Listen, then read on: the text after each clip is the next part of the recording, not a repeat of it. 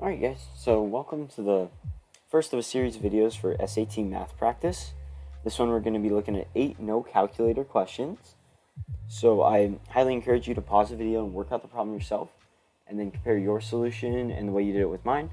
Maybe if yours is faster, stick with it. If you got the right answer, mine's faster, you might want to see the way I did it and consider that because it's the SAT. We need accuracy, but we also need some level of speed. So first one. If 1/3 y plus 9 equals 0, then y equals what? Let me go ahead and grab my pen here. Oops. Go back to number 1. There we go. 1/3 y plus 9 equals 0.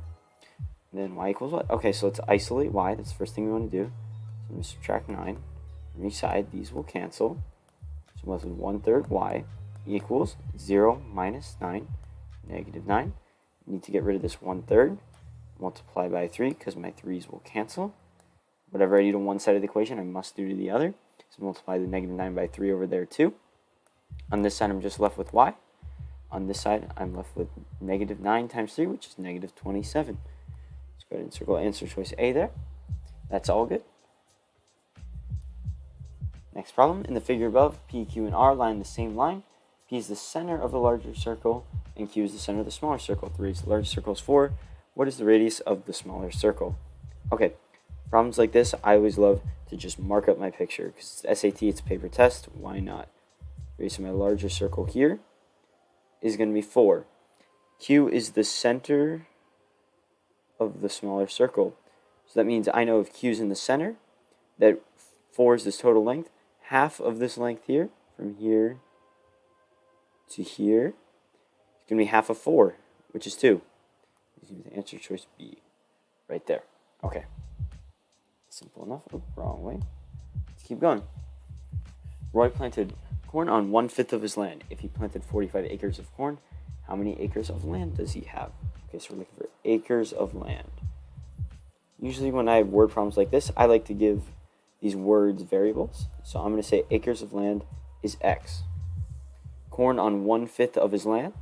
So we have corn on 1/5 of X, and we can set that equal to how many acres of corn we have, which is, and stopped working here, 45. Need to get X by itself and get rid of this 1/5.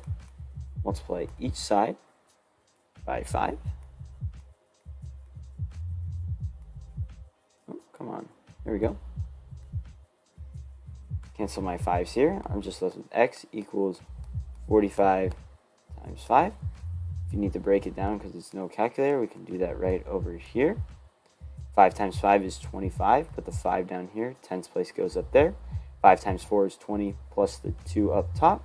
It's going to be 22. That's with 225. And you'll see that's answer choice D right over here. Simple enough. Oops, wrong way again. There we go. Okay, we have 6, 10, 18, 34, and 66. First number in the list above is 6. Which of the following gives a rule for finding each successive number in the list? Sometimes with problems like these, the fastest way to do them is just going to be process of elimination. Adding 4 to the preceding number. 6 plus 4 is 10. 10 plus 4 is 14. That's not 18. Answer choice A is gone. Take 1/2 of the preceding number, then add 7 to it. Add 7 to that result. Okay. 6 times 1/2 is 3, plus 7 is 10. 10 times 1/2 is 5, plus 7 is 12. That's not 18. I'm going to go ahead and eliminate answer choice B here. That's gone. Double the preceding number and then subtract 2. Okay, 6 times 2 is 12. Minus 2 is 10. That's good. 10 times 2 is 20. Minus 2 is 18. That's good. 18 times 2 is 36. Minus 2 is 34. That's all good. 34 times 2 is 68. Minus 2 is 66. So that one's all good. If I have extra time, which I think I do for this question here, I'm going to go ahead and prove that D and E are wrong just to be safe. Subtract 2 from the preceding number and then double that result. Well, 6 minus 2 is 4, times 2 is 8. That's not 10. So I can get rid of this one right there. Triple the preceding number and then subtract 8 from that result. 6 times 3 is 18. Minus 8 is 10. That works. 10 times 3 is 30. Minus 8 is 22. That's not 18.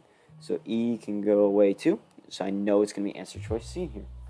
And boom, look at that. We're halfway done. Let's keep going. Okay, guys, number 5. The two semicircles in the figure above have centers R and S respectively. R is 12. What is the total length of the darkened curve? Like I said before, I love to mark up my pictures, so I'm going to do that first. When we're looking at the length of the outside of two circles, well, the length of the outside of a circle is circumference, which is pi times diameter, but we can also write diameter as 2 times the radius, right? So we need the radius of this circle. We're going to need the radius of this circle. So let's think of this as two separate circles we're adding together. So this left circle right here, well, the length of that curve is just going to be 1/2 times circumference, which is, rewrite this a little differently, 2 pi r instead of pi 2r, plus, well, the other side, well, we said some arbitrary letter r is going to be the radius of that circle, so it's going to be the same thing because we're looking at a semicircle. 1/2 times 2 pi r. Okay, well, our 1/2s and 2's can cancel. We have pi r plus pi r. And then we can factor out a pi here. So we're going to have r plus r. And then, well, r is just these arbitrary letters that we assigned. So we look back at our picture, r plus r, we're still looking at this length here. And, well, we know what that is from the question. We know that's 12. So we can sub in 12 right there. And look back at our key, or our choices here. And that's going to be C. Sounds good. Ooh, there we go. Okay, if h and k are positive numbers and h plus k equals 7, then 7 minus k over h equals what? Well, the first thing I want to do when I see this problem is I'm going to combine these two equations. So I'm going to come over here, and I'm going to have h plus k equals 7. And I want to figure out what h is so I can combine them. So I'm going to subtract k from each side. So if h equals 7 minus k.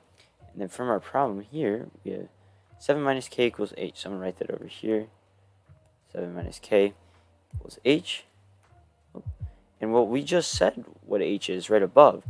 So if I come in here and I substitute 7 minus k in, I have 7 minus k over 7 minus k.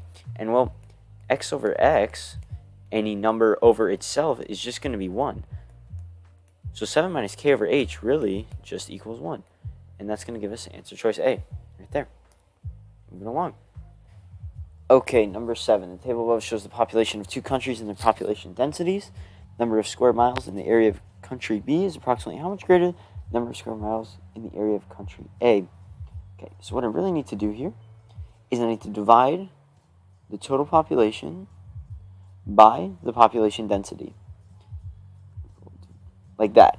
But I'm going to look at this here, and it looks like it's going to get a little bit messy, so I can probably just try and estimate. Because remember, I don't have a calculator to do this. In long division, well, that takes a lot of time. So if I have 6,500, and I also have 600, what number can I multiply that by? That'll get me pretty darn close to that. Well, if I look at the difference in zeros here, this has this 5 here. It also has 4 more zeros. So if I multiply 600 by, say, 10,000, well, that's going to get me 6, 1, 2, 1, 2, 3, 4 zeros, which isn't just there, but it's pretty darn close. So we're probably looking at about 10,000, a little more than 10,000 square miles in country A. Now let's look at country B here. So I have 76,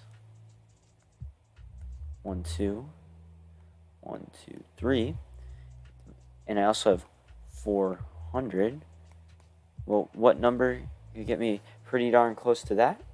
Well, 400, and what if I say this is pretty close to 8? 1, 2, 3, 1, 2, 3. Well, then I'd just be multiplying my question mark here, 400 times 2, and 1, 2, 3, 4 zeros. Well, 2 times 4 is 8, plus 6 zeros. Well, that would be 8, what is that, 8 million? So 400 times 20,000 would be pretty darn close to 8 million. So I know my number here, let me write this. This is miles squared. That number up here is probably a little more than that because we got a little under 6.5 million. And here, this number here, we're probably looking at a little bit less than that because 8 million is a little more than 7.6 million. So, well, 20,000 minus 10,000 gives us an area difference of about 10,000, but we know it's probably going to be less than that since this number here should be smaller and this number here is probably bigger. But once again, just using estimation, we can get 10,000, so that means this number should be a little less than 10,000. Well, the only one here that really makes sense would be this 8,000 here. And this is one of those problems where you don't really need to do the math. You can kind of just look at it and make some estimations. And then once again, though, if you have extra time, you can always go back and really work this out using long division. But for now, when we're trying to do some speed math, that'll get us a good enough answer. Oh, this is tiny. Okay, number 8. If x squared equals x plus 6, which of the following must be true? Okay, sometimes problems like these are just easier to go process elimination. So let's look at answer choice A, x equals 6. Well, 6 squared is 36 equals 6 plus 6. That's not true. A is gone. B, x is less than 3. So if x can be any number less than 3, well, let's just say x equals 2. X squared, or 2 squared is 4. 2 plus 6. 4 doesn't equal 8. Let's move on. C. Oh, answer choice C. X is greater than 0. Well, we could also say x is 2, because 2 is greater than 0. We're just going to end up with the same thing there. So B and C we can eliminate right off the bat. We only have 2 options left here. Well, D, we have no numbers to work with, so we can't really plug anything in. Let's just stop and think for a second.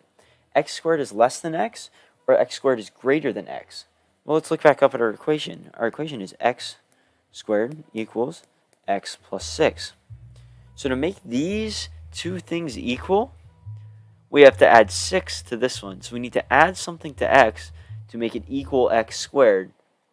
Well, that means x squared must be bigger if we have to add something to x to make it equal to x squared. So that's going to be x squared is greater than x, which is just going to give us answer choice E, just like that.